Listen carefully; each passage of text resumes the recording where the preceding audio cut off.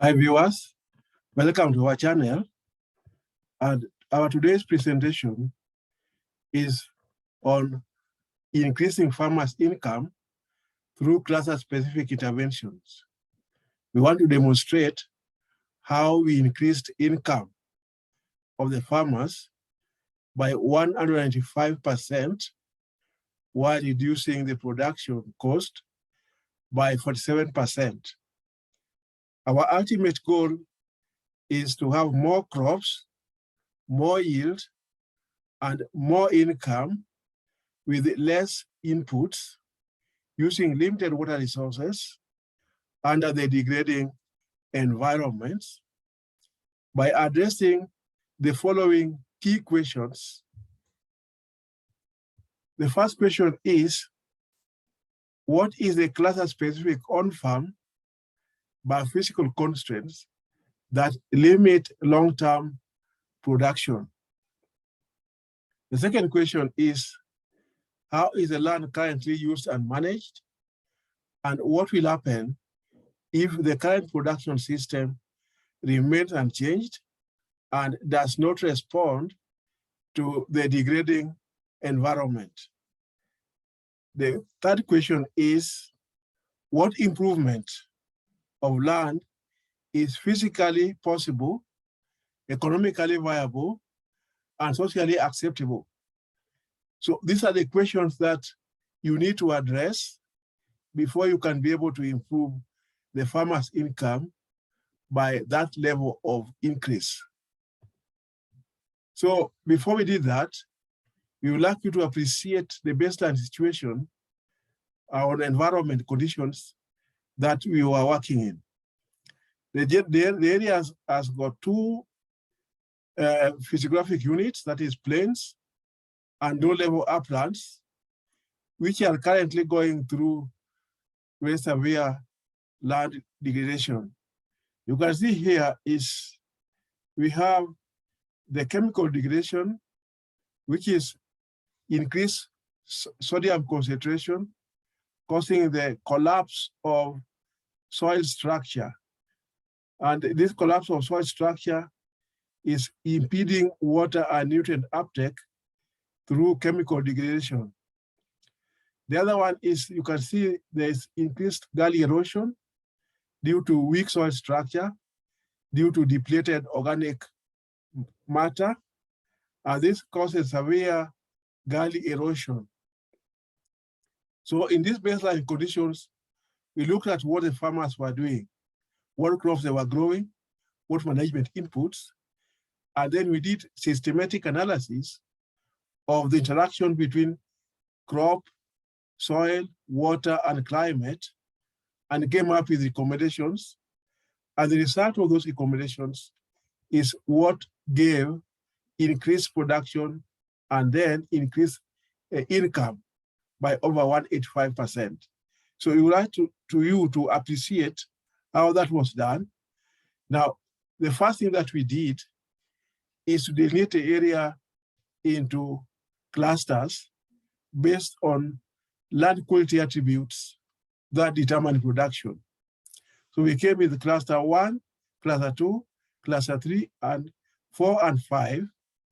And each cluster differs from any other adjoining clusters to an extent that it would respond differently to land use and management.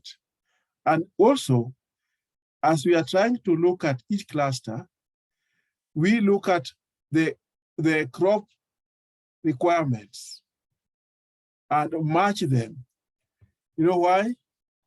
For any particular crop, certain cluster is better suited than others. So in this case, the efficiency is achieved by matching the requirement of different crops with land quality attributes of each of those clusters. Each one is looked at a time in order to arrive at the cluster which yields the greatest production for that particular crop with the least cost and also the least environmental effect or degradation. So in that case, the land use system, the cropping system or management inputs that we came up with was based on this cluster-specific analysis. So we would like you to see what the farmers were doing and what we recommended based on each of those clusters which we delineated.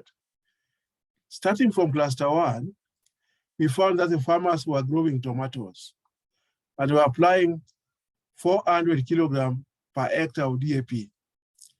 Now, we recommended the same crop. We recommended the same crop, which was tomatoes, but you apply compost to sustain the nutrient level of the soil. This is because the soils of cluster 1 was found to be rich in soil organic matter.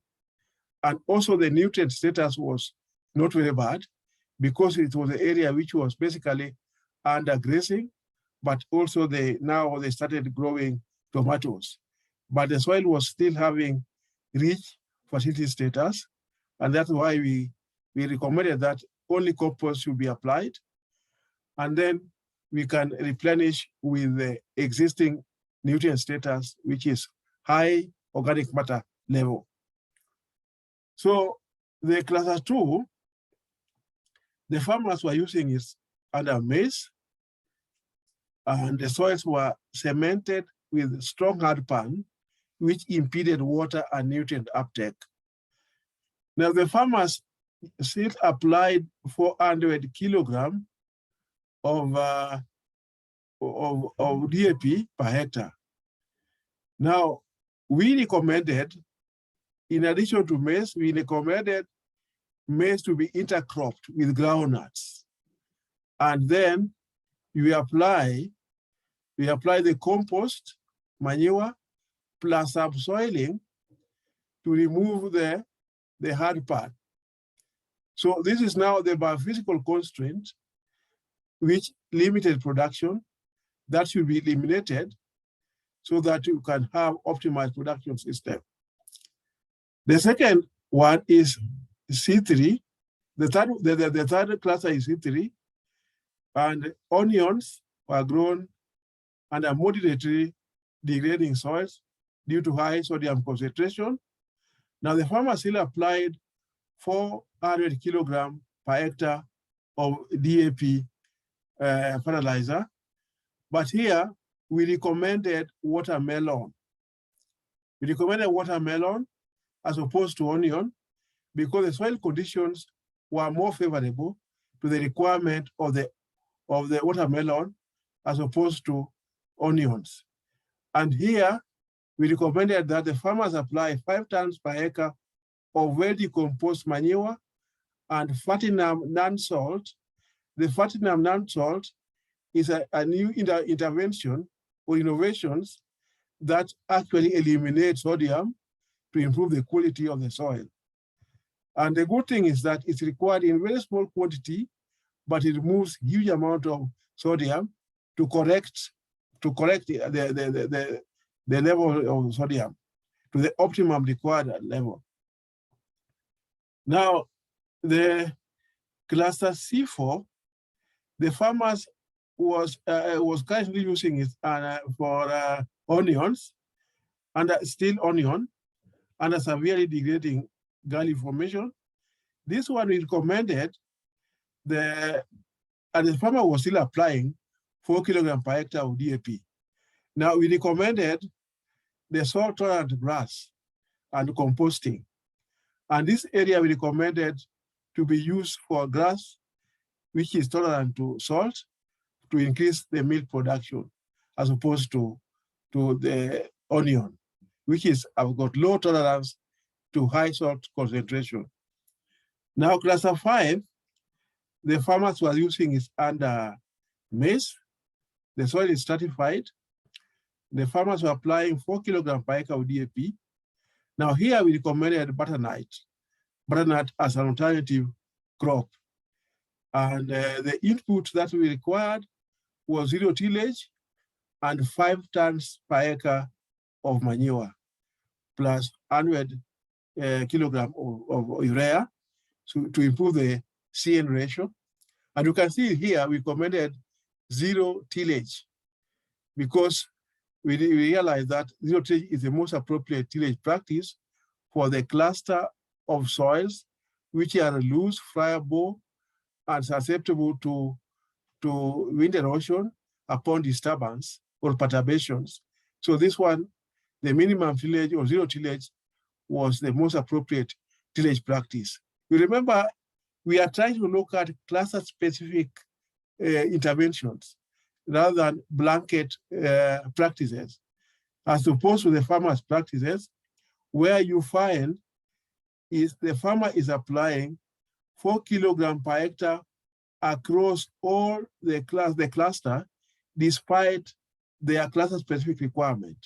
So this actually leads to inefficient production, which we are trying to correct.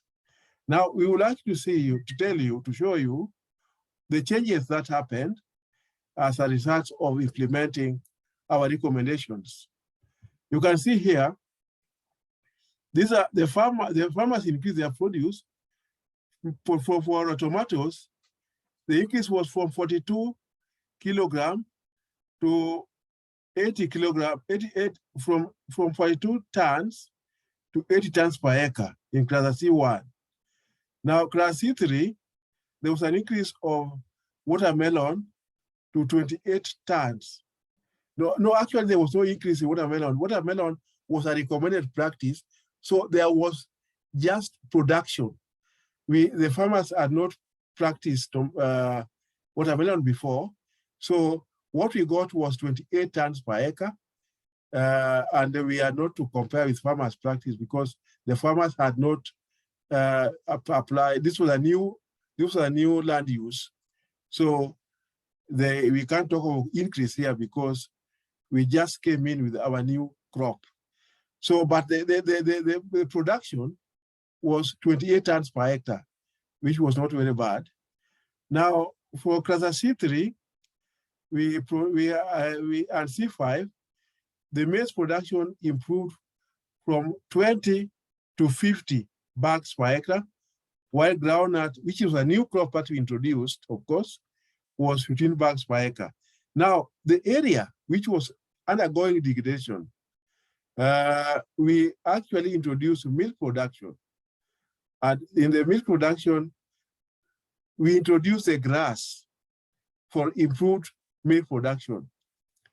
And you can see the milk production increased from 2.5 to 5 liters per cow after establishing the salt-tolerant grass. So you can see how the grass did well, and even the soil improved because you can see those are two different soil types. This is the way the soil was initially, but when we introduced the grass and the compost, the soil changed to this type, which means that introducing the grass, which is tolerant to salt, and composting improve the soil from this kind, which is hard, dry, to soil with high organic matter content. The color also indicates very low organic matter content. This one is high upon the improvement through our interventions.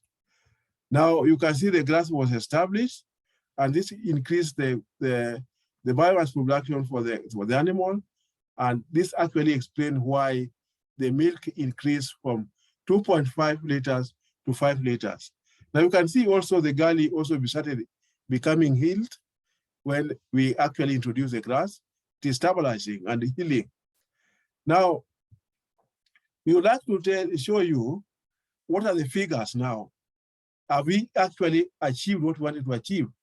And achievement is measured in figures. That's why we want to show you these figures, how the improvement were realized. Now you can see for tomatoes, for cluster C1, the baseline production system, the income in US dollar is 19,660. But the same tomatoes, when we introduce our technology, the cost of production reduced from 11,000 to 5,250 US dollars, while the production, the income increased to 53,150 US dollars. For C2, the baseline information that we have is that the farmers had income of 156 under maize, but when we introduced maize and groundnuts, the cost reduced from 390. The cost remained the same, 390, but the income increased to 2,148 US dollars. We have here, you can see, $2,148. While for C3, the income increased from 500 to 4,468, while the cost reduced. We are slightly increasing the cost to 1,000. Now, the milk production increased from 2.5 liters to 5 liters per cow when we introduced that grass. Now, for the C5, we introduced butternut, where we got the increase in income from 2,050 to 4,101. Overall, the income we got was 63,867, and all these things are per hectare. While the cost reduced from 12,525 to 6,640 US dollars. So in overall, the income increased from US dollars 22,366 to 63,867. So that is 185% increase as per what we wanted. Now the cost of production reduced from 12,525 to 6,640 US dollars, which is 47% reduction in the cost. So in conclusion, the overall income increase of the farmers' farms was 195%, while the cost reduced by 47%. Thank you very much for today.